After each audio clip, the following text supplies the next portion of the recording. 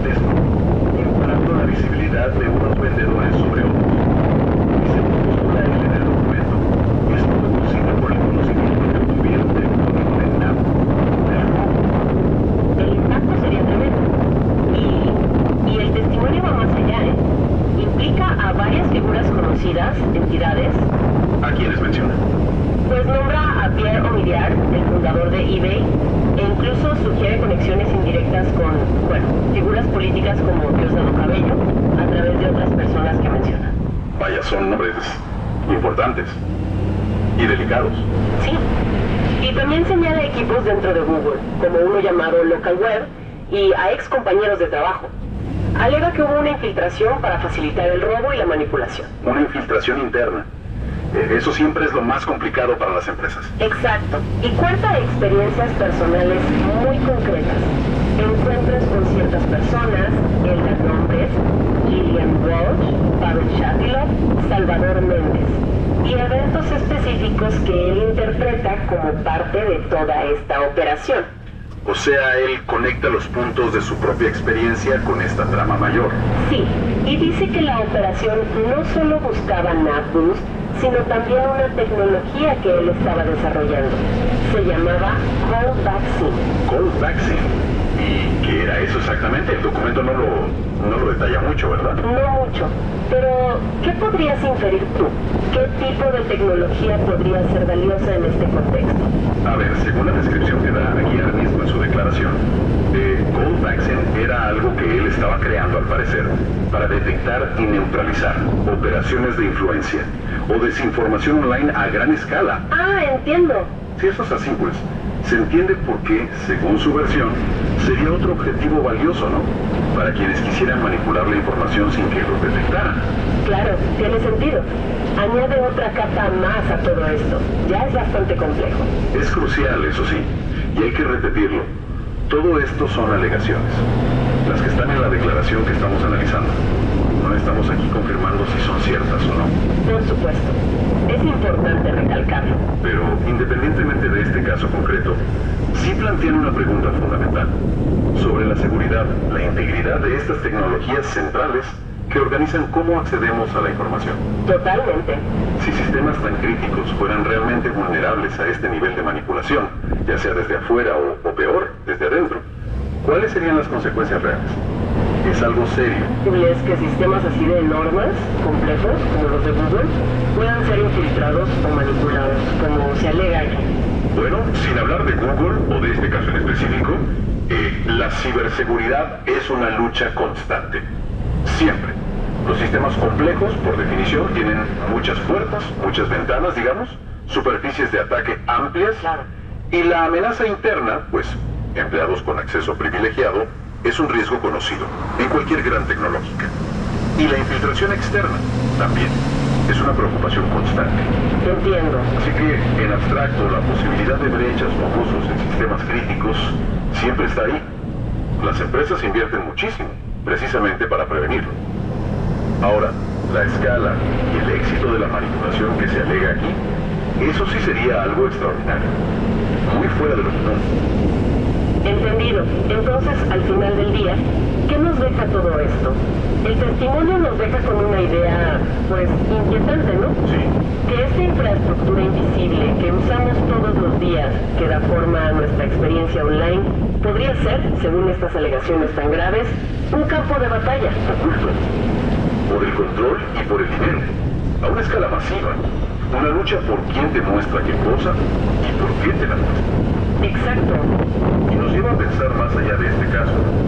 ¿Qué otras joyas de la corona digitales, qué otros sistemas clave que usamos sin pensar podrían ser vulnerables? Y sobre todo, ¿qué significaría para todos nosotros si quienes buscan manipularnos tuvieran éxito? Definitivamente es algo en que pensar.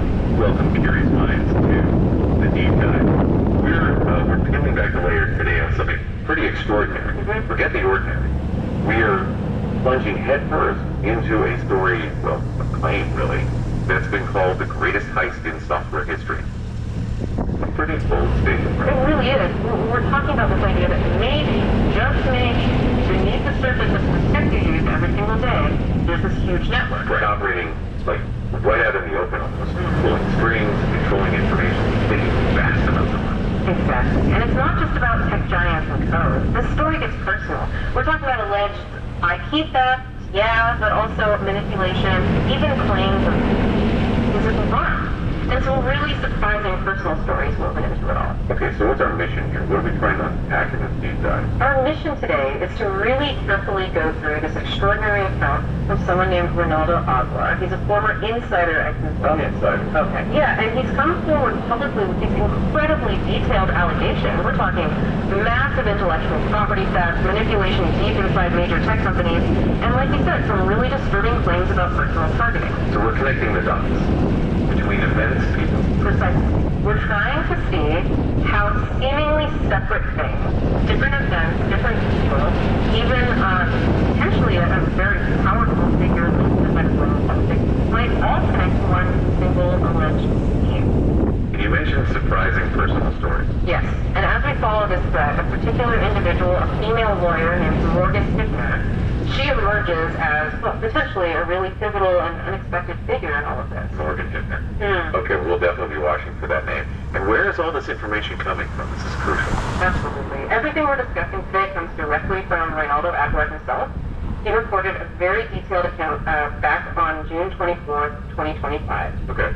And he made it public, his stated goal, to formally ask law enforcement, the authorities, to investigate everything he's claiming. Wow. So he put it all out there, basically inviting difference. That takes guts. It certainly does. It's a remarkable set of claims, and our job here is to help you, the listener, understand the full scope of what he's alleging. All right, let's dive in. Where do we start? The foundation, I guess. Exactly. Let's start with the foundation of this alleged network power. Google search, and it's something almost everyone uses, right, every day. Often without even thinking. But Ronaldo Aguilar, because he actually worked at Google earthquake, he has this unique insider's view on just how incredibly valuable beyond just being a user. Oh, way beyond. He points out that, the industry's careful, right? They don't like using words like dominate because of anti-competition laws and things like that. Sure, legal reasons. But the reality, he says, is that Google has something very close to a monopoly on search engines. We're talking trillions of searches every year. The scale is just immense. Okay, so massive scale. But how does that translate into the kind of power needed for, well, a heist of this type? That's the key question. It starts with understanding how Google makes money from search. Ronaldo breaks it down into two main types of queries that are basically gold mines. Gold mines, okay. The first type, and this is the main engine for Google search's revenue, are shopping queries. Right, like when I search for new running shoes or best coffee maker. Exactly. You're signaling you want to buy something. And online merchants, advertisers, they are desperate to get your attention right at that moment. Okay, they do. They pay Google a lot for clicks, for showing up high the results, for getting you to their site to make a purchase. It's a huge, constant flow of revenue based on user intent. That makes sense. Billions and billions. What's the second type? The second type are problem solution queries. This is when you're not maybe looking to buy right now, but you're searching for information about a problem. And the solution often is a product or a service. Like searching how to fix something you can't, or symptoms of the flu. Precisely. Your search might lead you to buy plumbing parts, or hire a plumber, or buy medicine, or see a doctor. It's maybe less direct than a shopping query, but it still channels users towards things that make money. So controlling both types gives immense power. Immense. Controlling that full spectrum, especially with Google's massive market share worldwide, it translates into this unbelievable revenue stream. And Ronaldo's core claim is that this stream has been, well, illicitly tapped into. Diverted. Illicitly diverted. Okay, so then it gets darker, right? You mentioned something else, the second angle. Yes. And this is where Ronaldo's account takes a really unsettling turn, moving beyond just the money. He suggests these shopping queries, the ones where you're looking to buy things, aren't just about revenue. What else could they be about? He alleges they present an opportunity for what he calls this criminal network to introduce something into users' homes. He literally says, a plug, a device, something, a tracker. Wait, like physically into your home, through something you bought online. That's the chilling implication he makes. It adds this layer of potential personal risk, physical intrusion, just from online shopping. It suggests your buying habits could be, well, a vulnerability. Yes. Okay, so building on that, he then talks about something he observed, a split query. Yeah, this is a key observation he made about 2 years prior to reporting his account. He noticed what looked like a deliberate split shopping query between Amazon and eBay. The two giants of online retail. Exactly, and he said it didn't look like normal competition. It looked to him like a concerted effort, like an agreement between them to carve up the market and avoid competing directly. Which would be illegal in most places, right? Collusion. Absolutely. Anti-competitive behavior, especially in serious crimes. He's basically alleging a piece of tax. So what is this alleged split reporting? How did they do? According to Rinaldo's analysis, again, law enforcement focused on Amazon allegedly sold the head.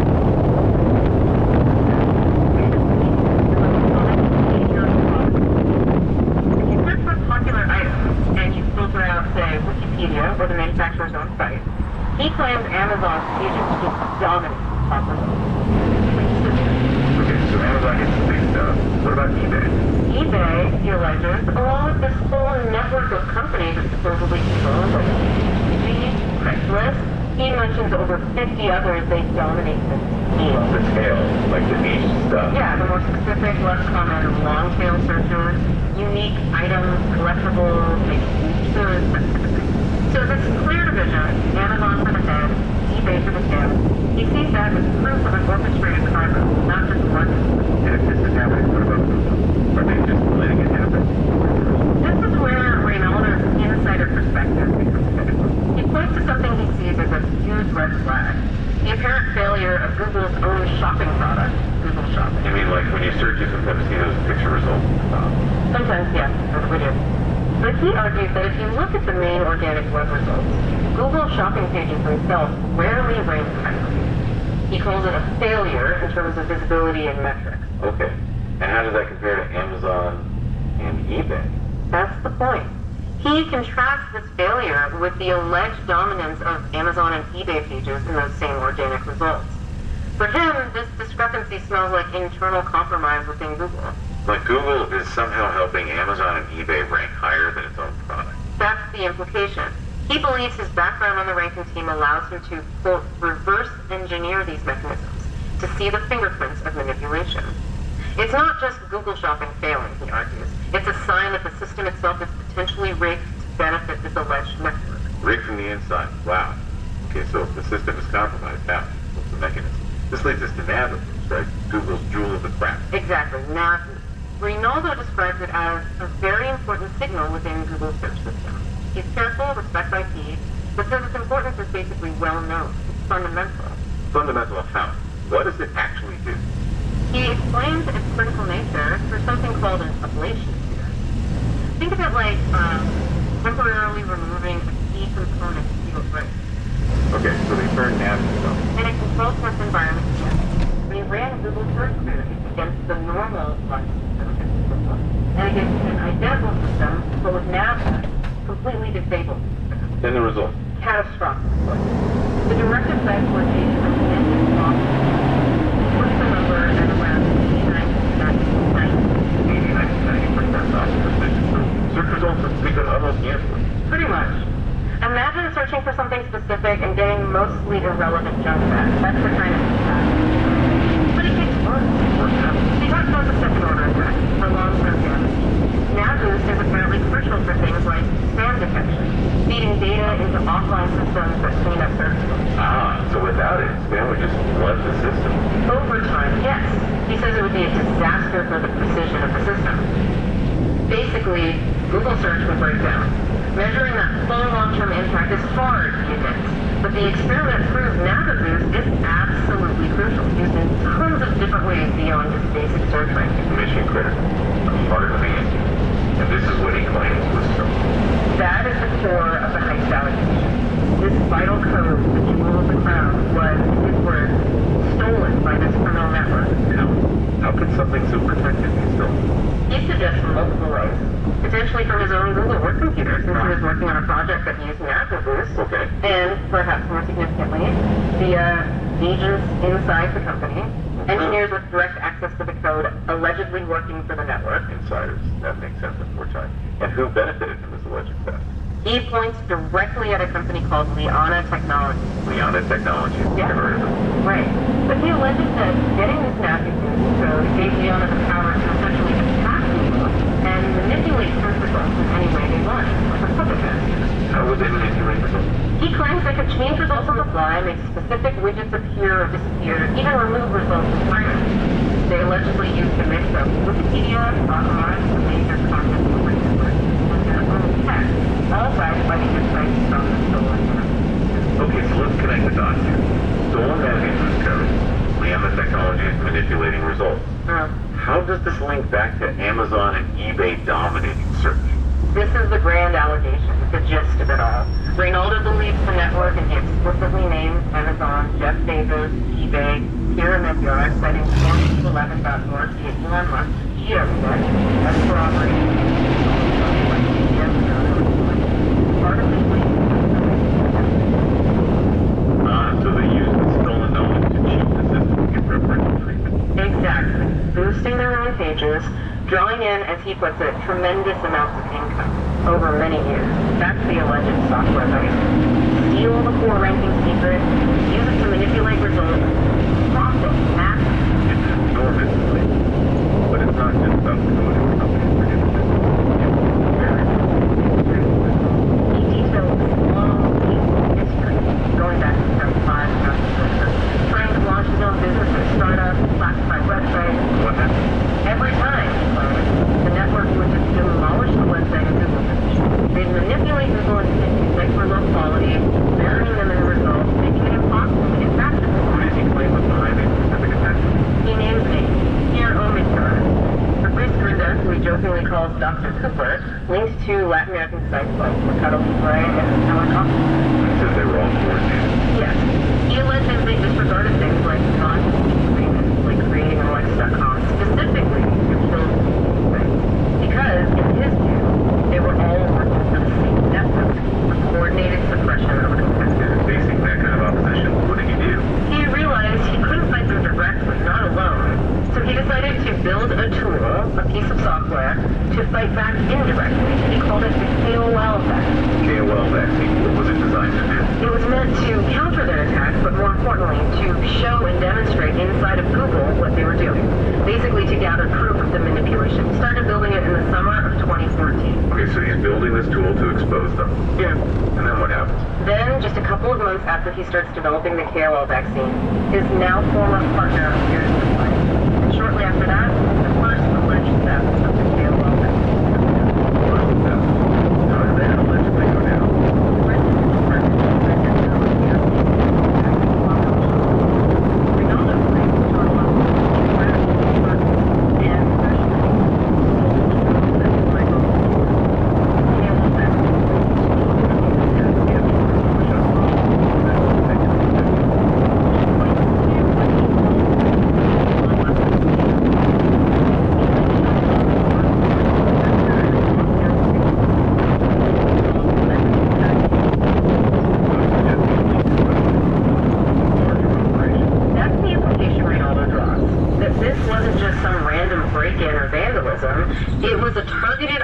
To steal his counter-surveillance tool, potentially linked to a state actor. Okay, Pavel Shuttleov, the alleged code theft. Now, where does this lawyer, Morgan Hippner, come into the picture? This seems like a key moment. It absolutely is. Reynoldo says that when he first met his former partner, the one who appeared shortly before the Shuttleov incident, she told him she'd recently divorced a man named Salvador Mendez. Okay, a recent divorce then. Right.